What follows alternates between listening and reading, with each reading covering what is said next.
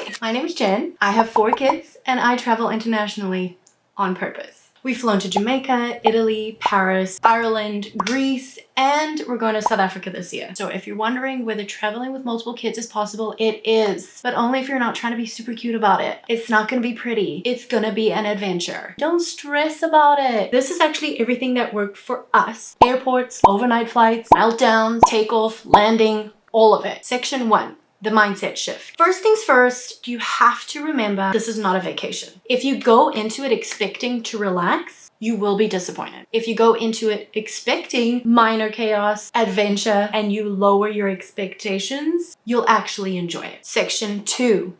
Airport strategy. Do not rush ever. Make sure that you have enough time. I seriously would rather be there like 2 hours before than running to my gate. I don't like that feeling. I always make sure that there's a ton of time. I take my kids to the bathroom before we leave. I ask everyone who needs to go potty right as soon as we get to the airport, right after security. We go to the bathroom when we go to the gate. We go to the bathroom as soon as we get in the plane. There was a situation where one of my children had a blowout. Woohoo! Big summer blowout! And she had diarrhea everywhere. Everywhere. But the good thing was when my kids were little, as soon as they hit the age where they had to get their own seat and up until the time that they were too big to fit in car seats, we took the car seats with us onto the plane. You know why? Because if you put your child in that car seat and you buckle them up, they're not gonna move. They're not gonna bounce around. They're gonna do the same thing as if they were in a car. So literally until the point where they could not fit into a car seat anymore, we brought the car seats on the plane for them to sit on. As soon as we get on the plane, I wipe down everything. Yes, I wipe everything down. Everything my kid touches, I'm wiping it down. Honestly, they should pay me because their airlines are cleaner after I leave than before I got there. The reason why I do this is because I don't like the anxiety of going somewhere on a trip, and especially if I'm in a foreign country, I don't know the medical situation and I really want my kids to have a good time. I want to have a good time. So as much as it's possible, as much as I can control it, especially on airplanes because airplanes are gross, I'm going to try to keep them healthy. My children are my #1 priority and I'm taking care of them and I'm taking care of me. If I look crazy, so be it. Sorry. You're welcome for cleaning your plane. When we are walking through the airport, I have the stroller. At the time, I don't actually need it anymore. But if you have toddlers that cannot walk, strollers are amazing. Then I had my backpack and I was able to push 2 bags while pushing the stroller. Actually, funny story, when one of my kids were 9 months old, it was pouring down rain in Ireland. I was out there by myself with all of our luggage and I was trying to walk from the airport to our car. My stroller with my 9-month-old completely flipped over, tumbled, completely upside down and went back on its wheels. She didn't even notice anything happened. So make sure they're buckled in at all times. Okay, crazy things could happen. Get there early. Don't try to be superwoman. Leave ample amount of time. Make sure everything is organized. Get your boarding passes, passports. Make sure you have everything. This goes without saying. And make sure that your passports are valid and they're not expired. Find your gate early. Get to your gate. Make sure that everyone has gone potty. Be prepared. Always be prepared. Section 3. What each kid carries. So for my children, each of my kid carries their backpack with all their little goodies inside. So one of the things that I love to do with my kids is we go to the dollar store before and I get a whole bunch of things that's new in the backpack, just really small and little. I try to rotate it, like every 20 minutes you give them something new. I would suggest buying a toy, like an LOL toy for the girls or a Hot Wheels for the boys. Don't tell them, don't show them, but if they're having a meltdown, you whip that puppy out. Inside their backpacks, we have snacks. You better bring a lot of snacks because you know those snacks on the airplane are like $20 a piece for 1 cracker. It's $20. So better be packing snacks. Unless you're on an international flight, then they'll have like, you know, meals and stuff, but pack those snacks. Water bottle, make sure it's empty before you go on the plane. A lot of the times they will let you keep the water bottle full if you have kids, which some airlines are really nice about it. A comfort item like a stuffy or whatever they want. Comfort item, blanket. So obviously tablets, and make sure you have the headphones for them. Make sure that you are downloading the stuff on the tablets before you leave on the flight. I don't know how long it takes you to pack, but for me, I'm already packing 2 weeks before my flight. I'm making sure that I'm getting all the medical stuff ready. I'm making sure that I have everything that I need as far as medicines and band-aids, and do I have their bathing suits and their floaties? Do I have all of the sleeping gear for the plane?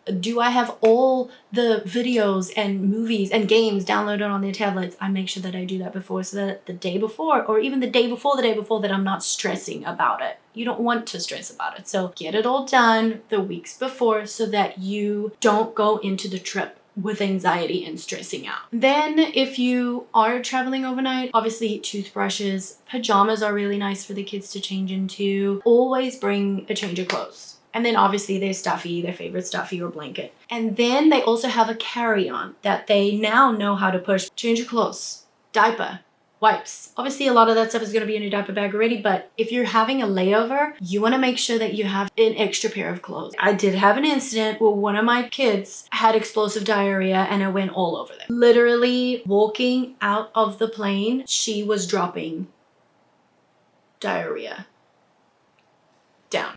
If you only have one child that needs a stroller, I highly recommend a travel stroller. Like, I can't remember the name of it. I think it's a Cujo. I'll link everything down in the bottom. But this was my favorite stroller. It was so easy to fit through the aisles. It was literally one hand. It's like 2 seconds, flip it open and, you know, close it. I still use it to this day, and my youngest is 3 years old. When I'm a grandma, I'm still gonna probably keep it and hand it down to my kids because that's how much I love the stroller. Now, the stroller was nice because when we're walking around, we're able to stuff it with a whole bunch of stuff, with like snacks, you know, because you're walking around. But if you would rather not bring a stroller, backpack carrier all the way. So because we had a lot of kids, we had to have, you know, something for our toddler to go in and something for our infant. We had the backpack carrier, which was amazing. And there's so many really good brands out there today. When we first bought ours, it was like 10 years ago, and now they have they have better options out there. But it was honestly one of the best purchases we've ever made because we took it to every single international trip we went on. My youngest in the stroller, my toddler was in the backpack carrier, and then when we started getting more kids, we had the backpack carrier, the stroller, and it just honestly worked out so perfectly. So I highly recommend those depending on how many kids you have. And for babies and toddlers, I use a backpack diaper bag. Not a leather one that's just got one strap you're gonna hang on one shoulder. A comfortable one. I'm not trying to win fashion week at Gate B12. A backpack diaper bag saved me so much, saved my back, saved my sanity. I can link the one that I have, but honestly, there's so many online. There's a ton on Amazon. Make sure it's durable. Section 4, baby and toddler gear. I use a real backpack carrier. Real one that you put on your shoulders with the poles that hold the baby up. It's got a cover and literally everything. It has the plastic around it in case it rains. It's protected. It's amazing. The one that distributes weight evenly so that I don't kill my back and roam, that's the one that you want. Not the cute little Instagram one. You're gonna be in so much pain, okay? It's gonna rub you in areas you didn't even know you had. Section 5, long flight survival. Fly away designs. If you are traveling internationally and you're doing an overnight flight, fly away designs. It's an inflatable bed. Always check the airline for approval, but most of them allow you. It is amazing. I used it for 2 of my kids. Loved it. They slept for over 8 hours on the flight to Greece. Perfect. If you have older kids, I highly recommend an inflatable block so they can put their feet on, so they can actually recline a little bit. It's so much more comfortable for them. Also, neck pillows for all of you. For you, your husband, your kids, not like the flimsy ones that you can buy at the airport, like the cute little, no, I mean like, again, I'm gonna link it down here. Actual pillows that are gonna hold your neck up for the kids to be comfortable, because the last thing you want is for you to be exhausted on the plane and your kid cannot sleep because she's uncomfortable. There's gonna be a lot of light on the plane. There's gonna be lights everywhere. So make sure you bring blankets or like sheets or something to like cover over, make a little tent for them to sleep, because the lights are gonna bother them. Treat it just like any night. Go brush your teeth, maybe try to read to them if you can. Turn the tablets off, lights out, and try to get them to sleep. Something for the adults that is amazing. A friend told me about this and now I'm like, dude, why did I not know about this? It's called iFly. It's this thing that you plug in to where you put your headphones, and it's Bluetooth. So you don't have to have those wires hanging. You can put your little Bluetooth earpods in and you plug that in and you can move around the airplane without the wires. It's amazing. It truly is so wonderful. One of the things that helps with my anxiety so much with flying with kids is making sure that they're safe. And if anything happens, If they get injured, we have a plan. We use MedJet, and basically it's just like a backup. If anything happens, it's like a safety for us. So we know that we're taken care of. If we're in like a third world country or something, we're able to fly out of there and fly our kids out of there and go to a really good hospital. Section 6, breastfeeding and baby feeding. Breastfeeding covers. Make sure that you get the tent one, the stretchable tent one that you can wear so that when you feed your baby, no matter where you are, I was walking down Rome for hours and hours and I'm feeding my baby one. Who has time to stop and feed an infant when you're touring Rome with a group? Not me, not us, we didn't. So we just kept going, and guess what? I was so grateful for this like t-shirt style tent thing. It was breathable, it was flexible, it was huge. Baby loved it. She eventually fell asleep under there and I just walked with her and it was great. And then I would hand her off to my husband, put her in the carrier. You didn't even know we had a baby. We were keeping up with everybody else. And another great thing for that is when you're in the airplane, you have to feed baby.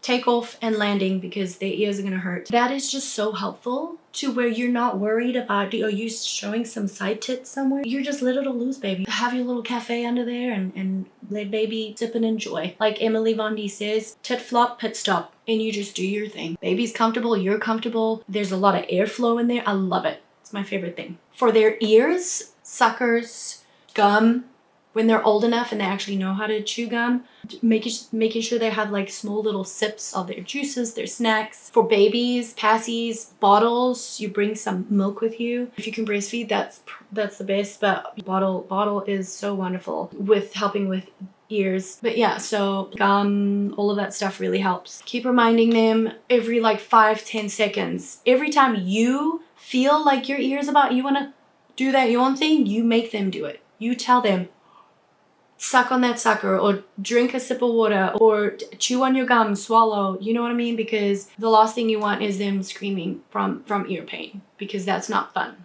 What I stopped doing, I stopped, number one, comparing myself to other moms. You cannot think, oh, I need to change, I need to do what she's doing. No, you can try different techniques and things, but whatever's working for you, just don't compare, leave it. Focus on yourself. Comparison is the thief of joy. You don't need to be worrying about anyone else. Number 2, stop overpacking toys. You don't need books. You don't need a ton of toys to take with you. It's just a lot more things to carry. It gives your kids an opportunity to learn how to entertain themselves without a whole bunch of toys. I stopped worrying about strangers. When you're in an airplane and your kid is crying, you really feel like the world is ending, everything's crumbling down on you, but truly, it's a lot worse for you than it is for everyone else.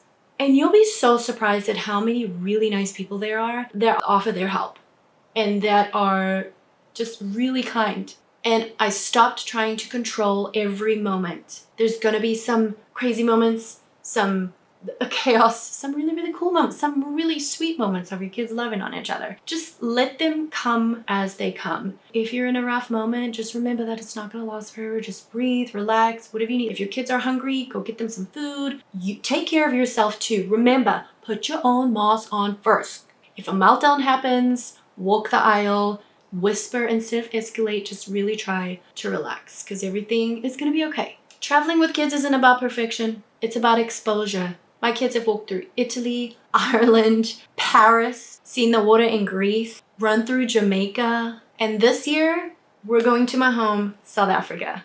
I'm really excited. We're going to be going for 3.5 weeks. The flight is temporary. The memories are forever. If you want my packing system, that is on the next video, so keep an eye out. Thank you for watching and happy travels. Bye!